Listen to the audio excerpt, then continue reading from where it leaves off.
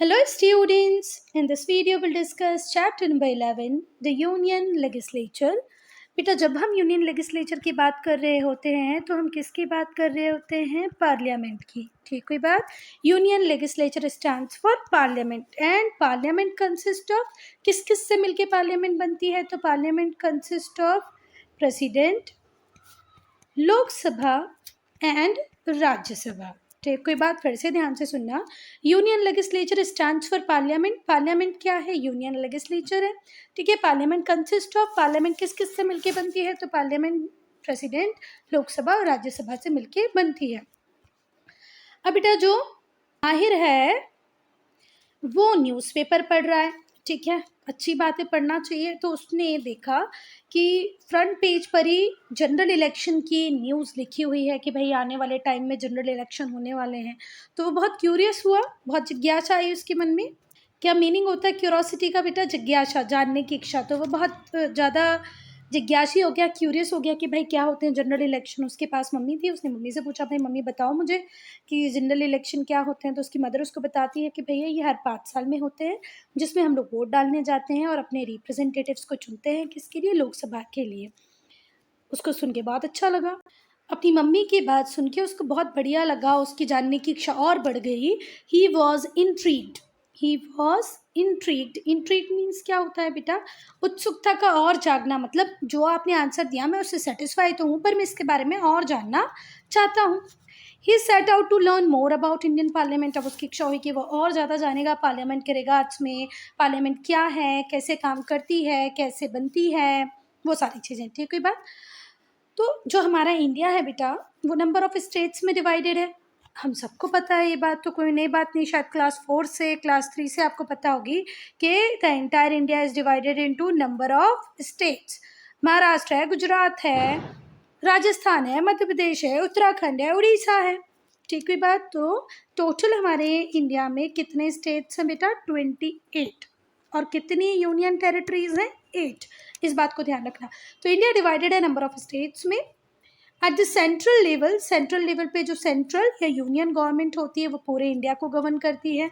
हमारे पूरे भारत की, पूरे इंडिया की एक सरकार है जिसे हम या तो यूनियन गवर्नमेंट कह सकते हैं या सेंट्रल गवर्नमेंट कहते हैं। पूरे इंडिया की जो गवर्नमेंट होगी, जो यूनिफॉर्मली हर स्टेट के लिए लॉज बनाएगी, हर स्टेट में रहने वाले या इंडिया में रहने वाले लोगों के लिए लॉ बनाएगी, उसे हम या तो सेंट्रल गवर्नमेंट कहते हैं या यूनियन गवर्नमेंट कहते हैं। फिर अगर हम स्टेट की बात करें, जैसे मैं एमपी में रहती हूँ, आप हो सकता है यूपी या बिहार में रहते हो या पंजाब में रहते हो। ठीक है, तो आपके स्टेट की भी अपनी गवर्नमेंट होगी जो आपके स्टेट के लिए रूल्स बनाएगी, रेगुलेशंस बनाएगी, अपने स्टेट के वेलफेयर के रिगार्ड्स में सोचेगी। पर यूनियन गवर्नमेंट पूरे इंडिया के रिगार्ड्स में सोचती है। चलो, तो इंडिया स्टेट्स में डिवाइडेड है। सेंट्रल लेवल पे सेंट्रल या यूनियन गवर्नमेंट होती है, हर स्टेट लेवल पे स्टेट गवर्नमेंट होती है। जो पार्ट्स हैं और जो फंक्शंस हैं सेंट्रल और स्टेट गवर्नमेंट के, वो कॉन्स्टिट्यूशन ने बहुत क्लियरली ले डाउन किए हैं। क्योंकि स्टेट गवर्नमेंट सेंट्रल गवर्नमेंट के बीच में कॉन्फ्लिक्ट हो सकता था, है ना, किसी भी बात को लेकर। और कॉन्स्टिट्यूशन मेकर्स ये नहीं चाहते थे, तो उन्होंने हर चीज़ को प्रॉपरली लिख दिया है कि भाई सेंट्रल गवर्नमेंट का काम ये होगा, स्टेट गवर्नमेंट का काम ये होगा। सेंट्रल गवर्नमेंट इन चीज़ों में डील करेगी और स्टेट गवर्नमेंट इन चीज़ों में डील करेगी। अगर ये चीज़ें सारी लिखी नहीं होती तो प्रॉब्लम आ जाती, है ना। तो दीज आर द 3 ऑर्गन और ब्रांचेस ऑफ गवर्नमेंट। अब हम 3 ऑर्गन्स या 3 ब्रांचेस की बात करेंगे। पहले फिर से ध्यान से सुन लो। जो पार्ट्स हैं और जो फंक्शंस है सेंट्रल गवर्नमेंट के और स्टेट गवर्नमेंट के are laid down in constitution of India. भारत के संविधान में क्लियरली लिखा हुआ है, क्लियरली ले डाउन है everything about central government, state government, duties, functions, right, सब कुछ। अब हम पढ़ेंगे 3 ऑर्गन्स को, जो है लेजिस्लेचर जिसका काम है लॉज को बनाना, पुराने लॉज को रिपील करना, कुछ नए लॉज लेके आना। तो लेजिस्लेचर का काम ये। वो एग्जीक्यूटिव्स का काम क्या होता है बेटा? जो लॉज बनाए हैं हमारे लेजिस्लेचर ने उन्हें एनफोर्स कराना। ठीक है, तो लॉज को एनफोर्स कराने के लिए कौन सी बॉडी है? एग्जीक्यूटिव। लॉज बनाने वाली कौन सी बॉडी है? लेजिस्लेचर। और थर्ड ऑर्गन है हमारी जुडिशरी, जिसका काम क्या है बेटा? लॉज का इंटरप्रिटेशन करना, कौन सा लॉज सही है, कॉन्स्टिट्यूशन के अकॉर्डिंग है नहीं है, उनका इंटरप्रिटेशन करेगी और साथ ही साथ लोगों को प्रिवेंट भी करेगी, रोकेगी कि भाई आपको जो लॉज बने हुए हैं उन्हें तोड़ना, उन्हें वायलेट नहीं करना है. So, legislature for making laws, executives for enforcing laws, and judiciary is for preventing people for violating that laws, and it is also responsible for the interpretation of laws. कि भाई जितने भी laws हमारी country में बन रहे हैं वो कहीं कॉन्स्टिट्यूशन से अलग तो नहीं है, कॉन्स्टिट्यूशन के अकॉर्डिंग ही, कॉन्स्टिट्यूशन के फ्रेमवर्क में ही बन रहे हैं. तो ये जो चैप्टर है ये आपको यूनियन लेजिस्लेचर के रिगार्ड्स में पढ़ाने वाला है. The other two will be discussed in the next chapter. बाकी के दो हम नेक्स्ट चैप्टर में डिस्कस करेंगे. बाकी के दो बोले तो एग्जीक्यूटिव एंड जुडिशरी. लेजिस्लेचर को तो हम इसी वीडियो में डिस्कस करेंगे, इसी चैप्टर में डिस्कस करेंगे. एग्जीक्यूटिव एंड जुडिशरी हम नेक्स्ट चैप्टर्स में, आने वाले चैप्टर्स में डिस्कस करेंगे. जो यूनियन लेजिस्लेचर है जिसे हम पार्लियामेंट भी कहते हैं, ये सेंट्रल लेवल का है, सेंट्रल लेवल पे काम करता है. ठीक है, यूनियन लेवल पे जो यूनियन लेजिस्लेचर है और पार्लियामेंट है is at level of central level पे काम करता है. स्टेट लेजिस्लेचर भी होते हैं जो स्टेट के लेवल पे काम करते हैं. भले ही यूनियन लेवल की बात करें या स्टेट लेजिस्लेचर की बात करें, ये दोनों का ही काम होता है नियम कानूनों को बनाना, कानून, लॉज. ठीक है, either it's state legislature or union legislature, the foremost job is to make laws, to repeal the old laws, to make new laws according to the changes. अब देखो पहले हमारे यहाँ सॉफ्टवेयर नहीं हुआ करता था. ठीक है, तो हमें सॉफ्टवेयर के लिए लॉज लाना, साइबर क्राइम होते ही नहीं थे तो साइबर क्राइम के अगेंस्ट में लॉज लाने की बात ही नहीं थी. पर अब तो साइबर क्राइम भी हो रहे हैं, सॉफ्टवेयर इंडस्ट्री भी डेवलप कर रही है, तो सॉफ्टवेयर के लिए लॉज लाना, साइबर क्राइम के अगेंस्ट में लॉज बनाना, ये सब काम कौन करेगा? हमारा legislature. There is a distribution of legislative power. Legislative power का डिस्ट्रीब्यूशन है यूनियन और स्टेट के बीच में. बहुत सारे सब्जेक्ट्स हैं जिन्हें प्रॉपरली क्लासीफाई कर दिया है under 3 different legislative list. 3 legislative list बना दी है जिन तीनों के अंदर भैया हमने प्रॉपर क्लासिफिकेशन कर दिया है कि भैया इन मैटर्स में सिर्फ यूनियन गवर्नमेंट या सेंट्रल गवर्नमेंट लॉ बनाएगी. ये मैटर हम स्टेट को दे सकते हैं, पर कुछ मैटर ऐसे भी हैं बेटा जिसमें स्टेट भी लॉ बना सकता है और सेंटर भी लॉ बना सकता है. पर अब एक बात दिमाग में आ रही होगी, जब सेंटर भी लॉ बनाएगा और स्टेट भी लॉज बनाएगा, मतलब दोनों ही नियम बनाने लग जाएंगे, तो यहाँ पर कंट्रोवर्सी हो सकती है, कॉन्फ्लिक्ट हो सकते हैं. स्टेट बोलेगा नहीं बनाओ, ऐसा नहीं करो, सेंटर बोलेगा नहीं ऐसा ही करेंगे. फिर किसकी जीत होगी? तो फिर जीत होगी बेटा यूनियन गवर्नमेंट की. ऐसा क्यों होगा? क्योंकि हम होल्डिंग टुगेदर फेडरेशन है. हमारी कंट्री में सेंट्रल गवर्नमेंट ज़्यादा powerful as compare to state government. वहीं पर यूएसए में ऐसा नहीं है. ठीक है, चलो अब यूनियन कमिंग टुगेदर फेडरेशन क्या होता है, होल्डिंग टुगेदर, वो अब हम बाद में किसी दिन पढ़ेंगे. अभी हम बस इतना जान लो कि 3 लिस्ट बनी है. एक लिस्ट सिर्फ सेंट्रल गवर्नमेंट जिन पे कानून बनाएगी, दूसरी लिस्ट जिन पे सिर्फ स्टेट गवर्नमेंट बनाएगी और तीसरे जिन पे दोनों बना सकती है. दोनों बनाएंगी और लड़ेंगी तो जीत हमेशा किसकी होगी? यूनियन गवर्नमेंट की, क्योंकि हमारी कंट्री में यूनियन गवर्नमेंट ज़्यादा पावरफुल है. सबसे पहले हम लोग डिस्कस करेंगे यूनियन लिस्ट को. तो बेटा जितने भी नेशनल इम्पोर्टेंस के जो मैटर थे उन्हें इंक्लूड किया गया किसमें? यूनियन लिस्ट में. These include subject such as defence. Defence हमारे बाउंड्रीज की जो सुरक्षा है वो कौन करेगा? Union government. ठीक है, डिफेंस किसके पास होगा? भले वो नेवी हो, आर्मी हो, एयरफोर्स हो, वो किसके पास है? यूनियन गवर्नमेंट के पास है, यूनियन लिस्ट का पार्ट है. तो यूनियन लिस्ट के मैटर्स को अब हम पढ़ रहे हैं, उनके सब्जेक्ट्स को हम पढ़ रहे हैं. तो पहला होगा डिफेंस, दूसरा होगा फॉरेन अफेयर्स. फॉरेन अफेयर्स बोले तो हम यूएसए के साथ कैसे रिलेशन रखेंगे, यूएसएसआर के साथ कैसे, मतलब सॉरी यूएसएसआर तो है नहीं, रशिया के साथ कैसे रिलेशन रखेंगे, किससे पेट्रोल खरीदेंगे, किससे क्रूड ऑयल खरीदेंगे, ठीक है, किससे नेचुरल गैस खरीदेंगे. पेट्रोल हम सीधे नहीं खरीदते बेटा, हम क्रूड ऑयल खरीदते हैं. उस क्रूड ऑयल से पेट्रोल डीजल खुद इंडिया में बनाते हैं. तो हम किससे क्रूड ऑयल खरीदेंगे, किससे नेचुरल गैस खरीदेंगे, किससे वेपन्स खरीदेंगे, किससे टॉयज खरीदेंगे. जितने भी फॉरेन अफेयर्स होंगे, किसके साथ हम फ्रेंडली होंगे, किसके साथ फ्रेंडली नहीं होंगे, किस कंट्री को हम इंपॉर्टेंस देंगे, किसको नहीं देंगे, ये फॉरेन अफेयर्स है. तो ये भी सेंट्रल गवर्नमेंट डिसाइड करती है. पोस्ट एंड टेलीग्राफ, ठीक है, पोस्ट ऑफिस जितने भी हैं, टेलीग्राफ जितने भी, वो भी सेंट्रल गवर्नमेंट के पास है. बैंकिंग, पूरा banking system central government deal करती है. रूल्स रेगुलेशन, इसके लिए एक बॉडी बना दी है RBI, reserve bank of India. जो टाइमली रूल्स रेगुलेशन बनाती है which have to followed by all the banks which is working in India. फिर ये लोग बहुत सारा जो आरबीआई होती है बहुत सारा बैंक का पैसा भी अपने पास रखती है कि भैया बैंकों में बैंक्रप्सी जैसी कोई चीज़ ना आए, है ना, बैंक कैश को लेके लिक्विडिटी को लेके कभी परेशान ना हो, तो आरबीआई है। करेंसी, नोट छापना हो तो ये काम भी किसके पास है, सेंट्रल गवर्नमेंट के पास है। टेलीकम्युनिकेशन, टेलीकम्युनिकेशन रूल्स रेगुलेशन सारे यूनियन गवर्नमेंट के पास है ना। अगर ये स्टेट को दे देते तो बड़े बड़े दंगे हो सकते थे, इसलिए telecommunication, currency, banking, telegraph, post office, foreign affairs, defence, ये सब मेजरली आपको लर्न करने हैं। ये किसके मैटर है, यूनियन लिस्ट के। अगर मैम बोलेगी write two examples of the matters which is there in the union list, तो आप लिख देना भाई डिफेंस है, फॉरेन अफेयर्स है, पोस्ट टेलीग्राफ है, टेलीकम्युनिकेशन है। The union legislature alone make laws on this matter, in matters पे जितने भी लॉज होंगे वो सेंट्रल गवर्नमेंट ही बनाएगी, यूनियन लेजिस्लेचर ही बनाएगा। यूनियन लेजिस्लेचर बोले तो लोकसभा राज्यसभा ही बनाएंगे।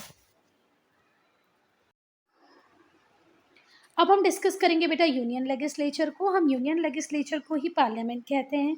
And parliament consist of president, Lok Sabha and Rajya Sabha. Students, one most important thing is that you have to learn the names of Lok Sabha, another name of Lok Sabha and Rajya Sabha. So another name of Rajya Sabha is Council of States and another name of Lok Sabha is House of the People. So Lok Sabha को हम क्या भी कहते हैं, House of the People। राज्य सभा को हम क्या कहते हैं, Council of States।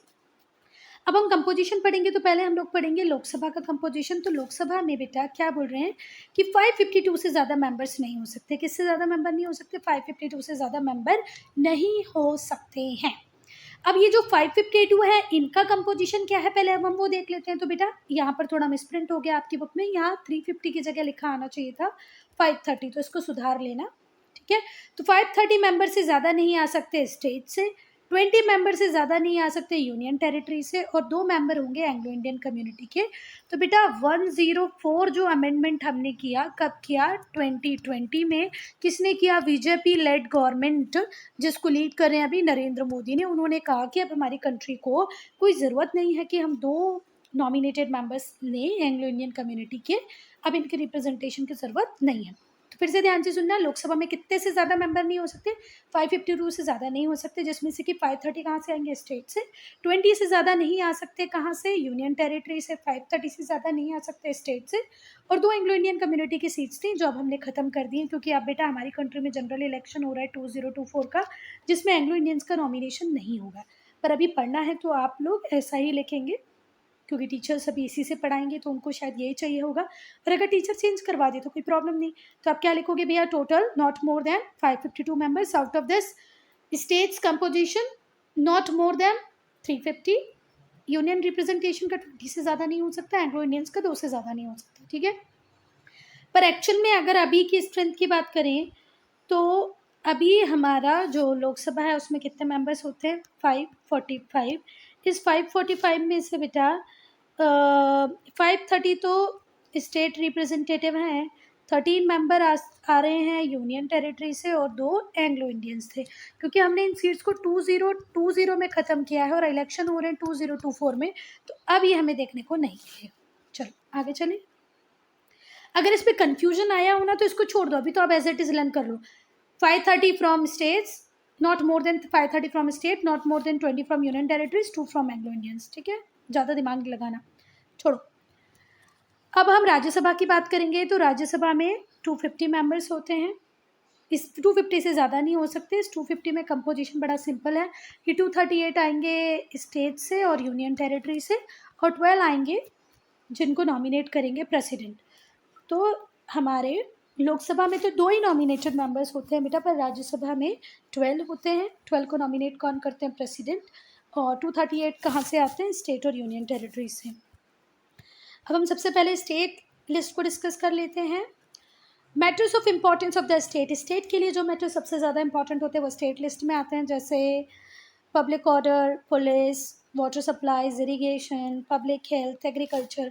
अब एक ही स्टेट अपनी जोग्राफी के हिसाब से कोई क्रॉप ग्रो कर सकता है, राइस करेगा, वीट करेगा, ज्वार करेगा, बाजरा करेगा, ये स्टेट का मैटर है। कुछ स्टेट्स में पानी इतना गिरता है कि इरिगेशन की ज़रूरत ही नहीं होती, पर कुछ स्टेट जैसे राजस्थान है, पंजाब है, हरियाणा, जहाँ बारिश बहुत कम होती है, यहाँ इरिगेशन की ज़रूरत बहुत ज़्यादा होती है। तो हम यूनिफॉर्म पॉलिसी नहीं बना सकते ना इरिगेशन के लिए, इसलिए हमने स्टेट्स को दे दिया भाई अपनी फसल के हिसाब से आप इरिगेशन पॉलिसी बनाओ। पब्लिक हेल्थ को देखो, laws concerning the subject in this state list, इस स्टेट लिस्ट में जितने भी मैटर होंगे, भले वो वाटर सप्लाई हो, इरिगेशन हो, पब्लिक हेल्थ हो, इनमें पॉलिसी बनाने का एक्सक्लूसिव राइट हमने किसको दिया है? स्टेट लेजिस्लेचर को।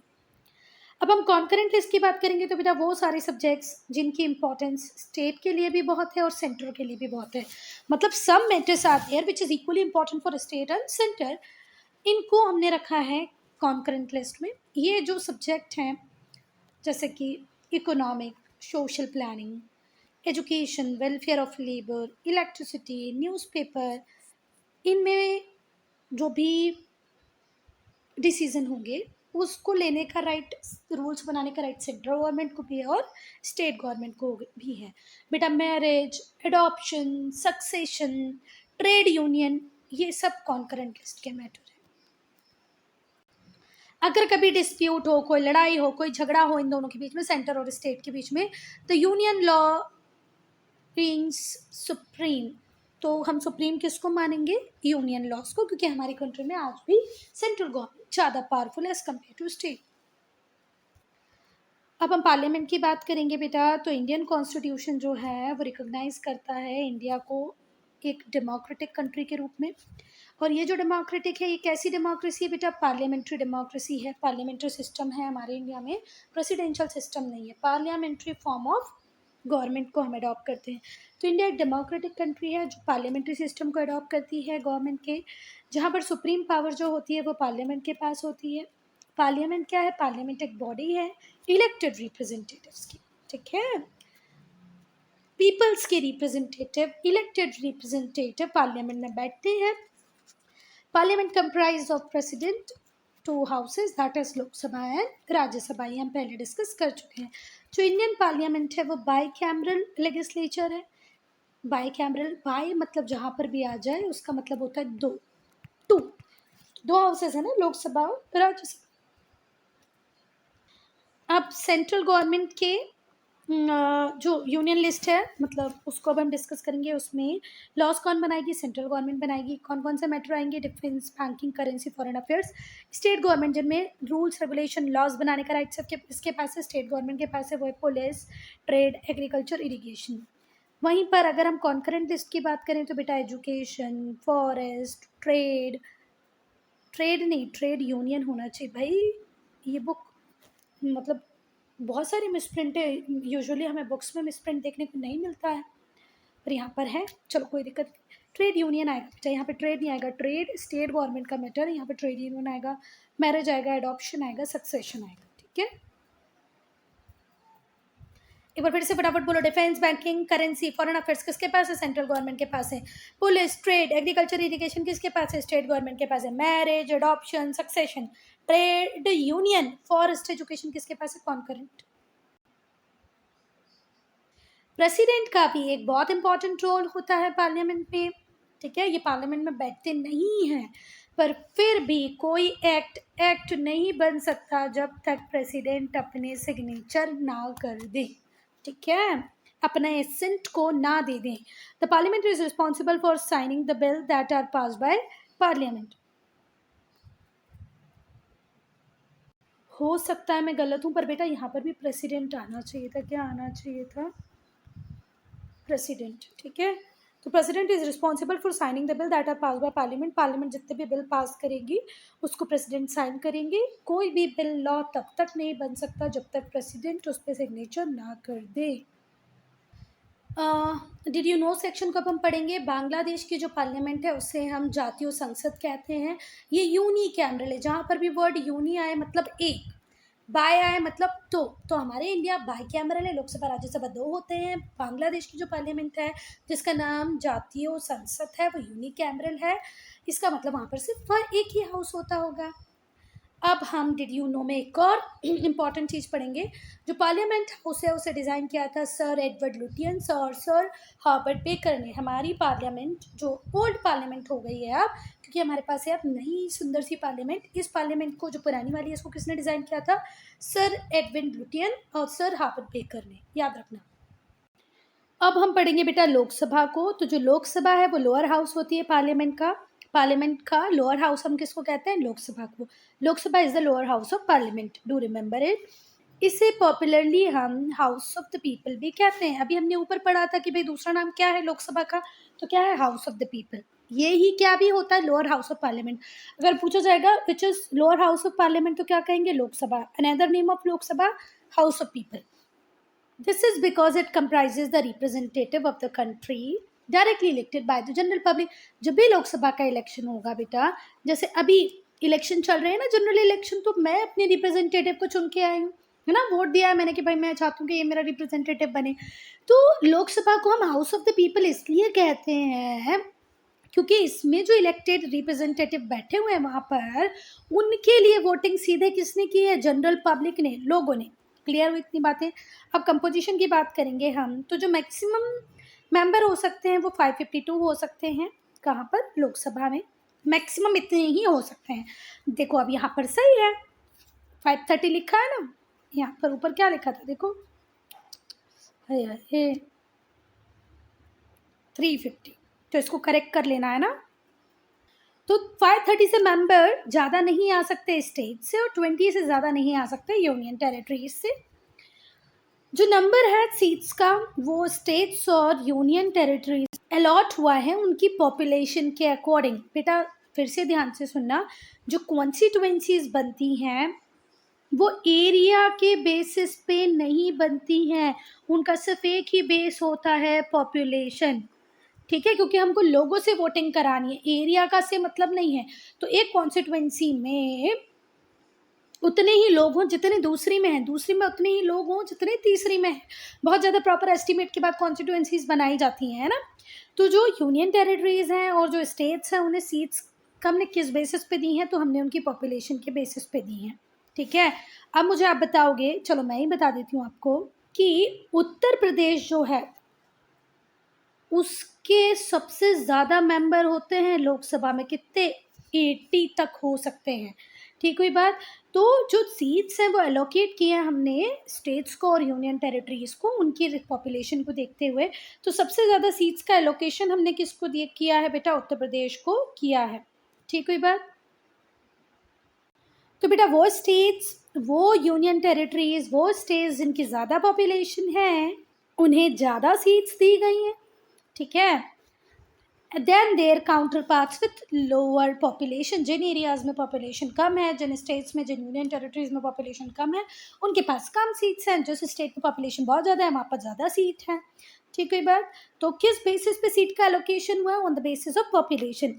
जो प्रेसिडेंट है उसके पास पावर होती है कि 2 मेंबर्स को वो नॉमिनेट कर सकता है फ्रॉम एंग्लो इंडियन कम्युनिटी, अगर उसे लगता है कि ये जो कम्युनिटी है इसका सफिशिएंट रिप्रेजेंटेशन हाउस में नहीं है। तो अब मैं बहुत टाइम से बताने की कोशिश कर रही हूँ, मुझे पहले बता देना चाहिए था, मैंने पता नहीं क्यों अब तक रोक रखा, कि एंग्लो इंडियंस होते कौन है बेटा? तो एंग्लो इंडियंस हम उन लोगों को कहेंगे बेटा, ऐसे लोग जिनकी मदर कहीं ना कहीं इंडियन थी और फादर यूरोपियन एंसेस्ट्री से थे। और स्पेशली हमारे ऊपर रूल किसने किया? ब्रिटेन ने किया है ना। तो हम बोल सकते हैं कि पापा ब्रिटेन इंग्लिश हो और मदर इंडियन हो, तो उनसे हुए बच्चों को हम कहेंगे कौन? Anglo Indians. पर पूरी यूरोपियन एंसेस्ट्री की बात हुई है। ठीक है, अब मेरी बात ध्यान से सुनना बेटा, कि हमारा जो इंडिया था, तो इंडिया में फ्रांस जो था उसके कंट्रोल्ड एरिया था पुदुचेरी। पुदुचेरी के ऊपर कौन कंट्रोल करता रहा बहुत टाइम तक? फ्रांस। फिर बात करें तो हमारे गोवा पे किसका कंट्रोल था? पोर्तुगीज का। गोवा पे पोर्तुगीज कंट्रोल कर रहे थे। इन 4 एरिया जिन्हें हम पौंडीचेरी कहते हैं, इन्हें फ्रेंच कंट्रोल कर रहे थे, और बाकी पूरे एरिया पे कौन कंट्रोल कर रहे थे? इंग्लिश। तो बेटा पापा इंग्लिश हो, फ्रेंच हो या पोर्तुगीज हो और मदर इंडियन हो, तो उनसे जो बच्चा पैदा होगा, उनका जो बच्चा होगा उसे हम क्या कहेंगे? Anglo Indian. तो अब तो हम कब से आज़ाद हो गए? हम 1947 में आज़ाद हो गए थे, है ना। तो अगर उस टाइम में अगर कोई बेबी बॉर्न भी हुआ होगा विद इन अ ईयर, तो आज उसकी एज इतनी हो गई है कि आज क्या हमें इस कम्युनिटी को रिप्रेजेंटेशन देने की ज़रूरत है? बिल्कुल नहीं, इसलिए हमने ये सीट्स को के नॉमिनेशन को ख़त्म कर दिया है। चलो चलो चलो, अब हम टर्म की बात करेंगे। तो भैया जो मेंबर होते हैं लोकसभा के वो 5 साल के लिए इलेक्ट होते हैं। एक बार इलेक्ट हो गए तो 5 साल काम करेंगे। अगर उन्होंने कोई उल्टा सीधा काम ना किया तो, अगर उनकी सरकार बनी रही तो कायमे बहुमत में, मेजॉरिटी में, ठीक है। जो प्रेसिडेंट होता है वो लोकसभा को पहले भी डिसॉल्व कर सकता है अगर जो रूलिंग पार्टी है law says it's majority. Majority का हिंदी मीनिंग होता है बहुमत। अगर लोकसभा में पार्टी बहुमत में रही तो ठीक है, वो बेचारा इलेक्टेड मेंबर 5 साल काम करेगा। पर कई बार ऐसा होता है कि मेजॉरिटी पार्टी लूज कर जाती है बीच में ही, और स्पेशली कोलिशन गवर्नमेंट में होता है, तो टर्म के पहले भी लोकसभा को हम खत्म कर सकते हैं, डिसॉल्व कर सकते हैं। कौन कर सकते हैं भाई? हमारे प्रेसिडेंट। जो टर्म होता है लोकसभा का can be extended by 1 year, 1 साल तक और एक्सटेंड कर सकते हैं इस टर्म को हम, अगर इमरजेंसीज हो तो, ठीक है। फाइनेंशियल इमरजेंसी होती है, स्टेट इमरजेंसी होती है, नेशनल इमरजेंसी होती है। तो नेशनल इमरजेंसी जब चल रही होगी तो हम हमारे लोकसभा की टर्म को 1 ईयर तक एक्सटेंड कर सकते हैं, और ऐसा हुआ भी है। इंदिरा गांधी गवर्नमेंट ने ऐसा किया भी है। प्रोसीजर फॉर इलेक्शन की बात करेंगे तो जो जनरल इलेक्शन होते हैं वो लोकसभा के लिए रिप्रेजेंटेटिव्स को इलेक्ट करने के लिए ही होते हैं। अभी जो कंट्री में हो रहे हैं करंट में वो जनरल इलेक्शन ही हो रहे हैं। जनरल इलेक्शन को कंडक्ट करने के लिए पूरे इंडिया को डिवाइड कर दिया जाता है छोटी छोटी कॉन्स्टिट्यूएंसीज में, और हर कॉन्स्टिट्यूएंसी में एक मेंबर इलेक्ट होके आता है। और कॉन्स्टिट्यूएंसी किस बेसिस पे डिवाइड होती है हमने पहले भी डिस्कशन किया है, पॉपुलेशन के बेसिस पे। पूरे इंडिया को छोटी छोटी कॉन्स्टिट्यूएंसीज में डिवाइड कर दिया जाता है। किस बेसिस पे? पॉपुलेशन के बेसिस पे, कि भैया ए कॉन्स्टिट्यूएंसी में भी उतनी पॉपुलेशन हो जितनी बी में उतनी पॉपुलेशन हो जितनी सी या डी में। हर कॉन्स्टिट्यूएंसी से एक मेंबर इलेक्ट होके आता है, that member is the representative of that constituency. Her constituency से एक मेंबर को मेजॉरिटी में वोट मिलेगी, वो जीतेगा, और जीतेगा तो वहाँ का रिप्रेजेंटेटिव कहलाएगा।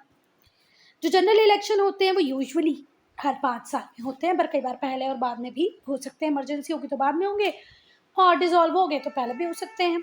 जितने भी एडल्ट्स होते हैं 18 साल के जो व्यक्ति होंगे, आज हमारे कंट्री में जो एलिजिबल वोटिंग एज है वो 18 है, पर 1989 के पहले बेटा ये 21 ईयर्स होती थी।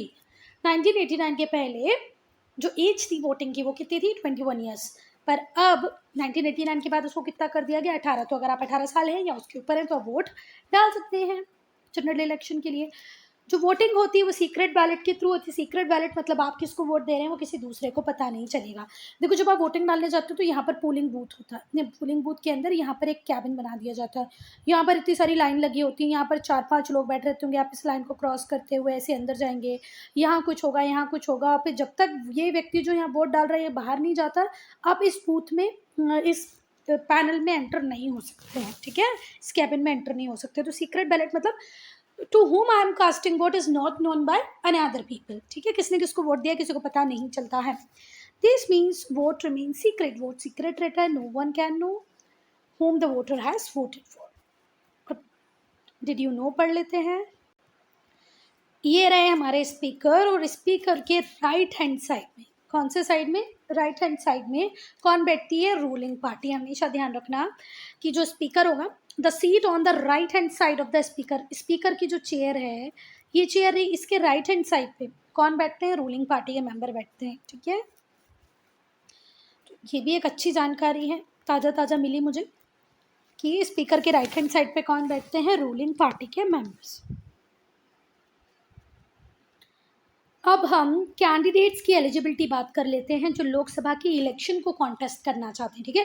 सपोज करो आप बड़े होकर चाहो कि मैं लोकसभा मेंबर बन जाऊं, तो मैं आज ही आपको बता देती हूँ कि आपके अंदर कौन कौन सी, मतलब क्या क्या एलिजिबिलिटी क्राइटेरिया है जिसको पूरा करेंगे तभी आप इलेक्शन कॉन्टेस्ट कर सकते हैं। पहली बात तो आपका 25 साल का होना ज़रूरी है। दूसरा, नहीं, पहला आपका इंडियन सिटीजन होना ज़रूरी है, दूसरा 25 साल का होना ज़रूरी है। या दोनों कह सकते हैं इक्वली इंपॉर्टेंट है। आप भारतीय नागरिक हो और आपकी उम्र 25 साल की हो तो आप इलेक्शन कॉन्टेस्ट कर सकते हैं। अब 25 साल के हो गए पर भारतीय नागरिक नहीं है तो भी आप इलेक्शन कॉन्टेस्ट नहीं कर सकते। आप इंडियन सिटीजन है पर 25 साल के नहीं हुए तो भी आप इलेक्शन कॉन्टेस्ट नहीं कर सकते। तो आई बात समझ में, 25 साल का होना भी ज़रूरी है और भारतीय नागरिक इंडियन सिटीजन होना भी ज़रूरी है। चलो, हर वो व्यक्ति जो गवर्नमेंट सर्विस में होगा वो इलेक्शन कॉन्टेस्ट नहीं कर सकता है। आप पहले अपनी सर्विस से रिज़ाइन दो, जब जाके इलेक्शन कॉन्टेस्ट कर सकते हो। इंसॉल्वेंट हो, आपका दिवालिया निकल गया, और दिवालिया निकलने का मतलब क्या होता है, जब आपकी लाइबिलिटीज़, आपके दायित्व ज़्यादा हो जाएं, किससे, आपकी एसेट से। जब आपकी जो संपत्तियां हैं वो कम पड़ जाएं और दायित्व ज़्यादा हो जाए, लाइबिलिटीज़ ज़्यादा हो गई, एसेट कम हो गए, तो इस कंडीशन में आपको क्या कहेंगे, इंसॉल्वेंट। तो भी आप इलेक्शन नहीं लड़ सकते हो। आप सरकारी नौकरी में तो भी आप इलेक्शन नहीं लड़ सकते। अगर आप पागल हो, अनसाउंड माइंड के हो, तो भी आप इलेक्शन नहीं लड़ सकते। हर वो कैंडिडेट जिसको जनरल इलेक्शन का मतलब लोकसभा का मेंबर बनना है, वो राज्यसभा का मेंबर नहीं हो सकता। A candidate contesting general election can not be a member of Rajya Sabha और any other legislature at the same time. आप सोचो कि आप एमएलए भी हो, आप या तो राज्यसभा के मेंबर हो और आप जनरल इलेक्शन लड़ लो लोकसभा के लिए, तो ऐसा संभव ही नहीं है। उन पोजीशन से आपको हटना पड़ेगा। कैंडिडेट का नाम इलेक्टोरल लिस्ट में ज़रूर होना चाहिए in any part of India. Kerala से हो, जम्मू कश्मीर से हो, रन ऑफ कच्छ गुजरात से हो या अरुणाचल प्रदेश से हो, कहीं ना कहीं से आपका नाम वोटर मतलब इलेक्टोरल लिस्ट में ज़रूर होना चाहिए, तभी आप इलेक्शन कॉन्टेस्ट कर पाओगे। वो पार्टी जिसको सबसे ज़्यादा वोट मिलेंगे, बहुमत मिलेगा, मेजॉरिटी में वोट मिलेंगे, उसे जो प्रेसिडेंट होते हैं वो इनवाइट कर लेते हैं कि भाई आओ सरकार बनाओ। ठीक है बात। तो देखो, अगर हम मोटा मोटा मान लें कि सपोज कर लो 600 सीट है, तो 600 सीट का 51% हम निकालें तो कितना होगा, 6 1 जा 6, 6 5 जा 30। तो जिसके पास भी 30 सीट्स होंगी, 6 वो बना लेगा सरकार। अभी मैंने आपको एग्जाम्पल दिया है, हमारे इंडिया के कॉन्टेक्स्ट में नहीं लिया। ठीक है बात। तो जिस भी पार्टी को इतनी सीट्स मिल जाएंगी, जो भी पार्टी 600 सीट्स में से 306 सीट्स जीत जाएगा, उसकी क्या बन जाएगी, सरकार बन जाएगी। ठीक है बात। बेटा अगर हम जनरल इलेक्शन की बात करें, लास्ट जनरल इलेक्शन की, तो देखो 543 सीट्स पे इलेक्शन कॉन्टेस्ट हुआ था। इसका अगर मैं 50% निकालूं तो वो कितना आ रहा है, 272। तो 272 273 सीट अगर एक पार्टी ले आएगी, या कोलेशन मतलब सब मिलजुल के ले आएंगे, जैसे मैं सपोज करो हम बात करते हैं एनडीए की, नेशनल डोमेस्टिक अलायंस की, तो इसमें देखो शिवसेना भी होगी, फिर अब तो नहीं है, छोड़ दो। तो एनडीए क्या था बेटा, ग्रुप था जिसमें बीजेपी भी थी और दूसरी पार्टीज भी थी, है ना। तो अगर ये सब मिलके भी 272 सीट्स ले आए तो भी सरकार बना सकते हैं, या एक सिंगल पार्टी जैसे बीजेपी अकेली रहे तो भी वो क्या कर सकती है, सरकार बना सकती है। ठीक है बात। तो वो पार्टी जिसको मेजॉरिटी में वोट्स मिलेंगे, मेजॉरिटी में सीट्स मिलेंगी जनरल इलेक्शन में, उससे प्रेसिडेंट बुला लेगा कि आओ भैया और सरकार बनाओ। जो दूसरी पॉलिटिकल पार्टीज होंगी वो क्या बना लेंगी, अपोजिशन। अगर कोई सिंगल पॉलिटिकल पार्टी को मेजॉरिटी नहीं मिलती तो वो कोलेशन बना सकते हैं, मिली जुली सरकार बना सकते हैं, जैसे अटल बिहारी वाजपेयी ने बनाई थी। मनमोहन सिंह की जो पिछली 2 सरकारें थी वो कोलेशन में चल रही थी, कांग्रेस और उनके जो जितने भी ग्रुप मेंबर्स थे वो सब ने मिलके कोलेशन बनाया था, जिसे हम यूपीए कहते हैं, यूनाइटेड प्रोग्रेसिव अलायंस। पर अभी जो बार जो सरकार बनी है 2014 में भी और 2019 में भी, ये प्योरली बीजेपी की सरकार है, क्योंकि अकेली बीजेपी जो पार्टी थी उसको ही मेजॉरिटी सीट्स मिल गई।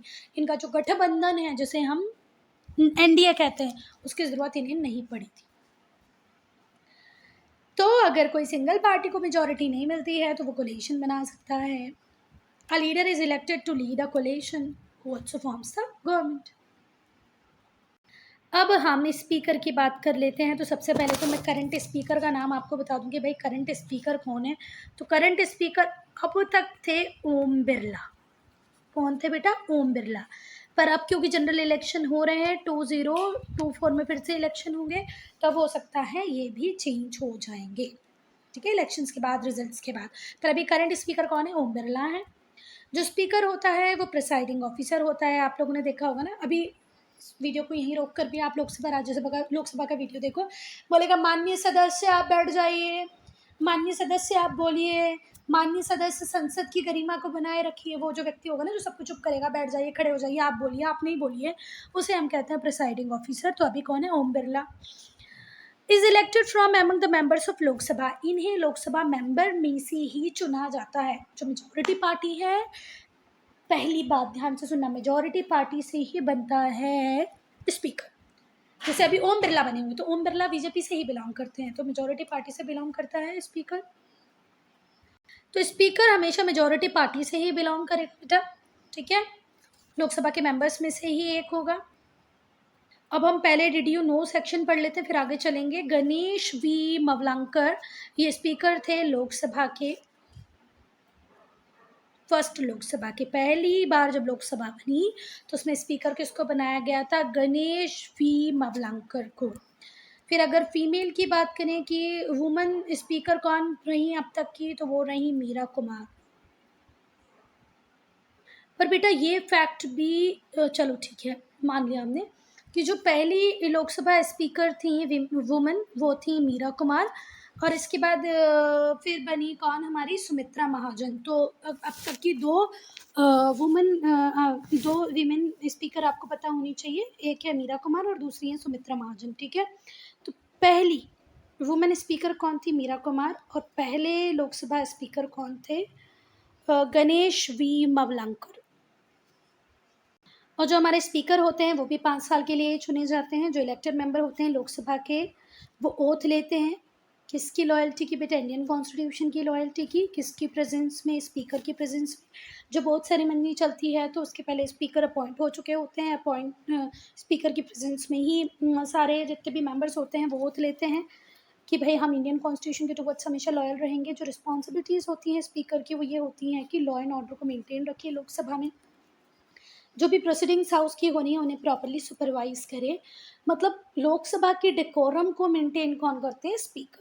So student, I'm ending this video here. Only if you have any doubt, any problem to write in comment section. We'll start Rajya Sabha in part 2.